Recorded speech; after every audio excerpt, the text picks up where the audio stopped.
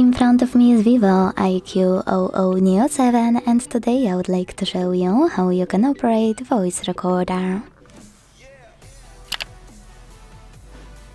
Begin by launching Recorder app. Now tap on those two dots at the top right corner, select Settings and operate all of those however you wish to. To start recording, go back and use this red button at the bottom. As you can see, recording is on. To pause it or unpause it, use the same button. To add a bookmark, click on the left one. To switch from audio to text and audio, tap on one of those options at the top.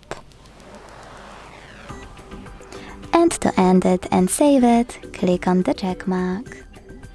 As you can see, my recording is here.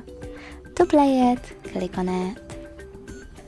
To manage it, use all of those options at the bottom and also those two dots at the top right corner.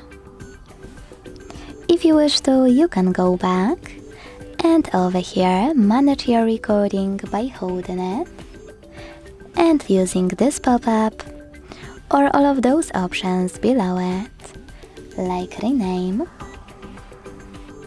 or delete. Thanks so much for watching. If you enjoyed this video, leave a like, comment and subscribe.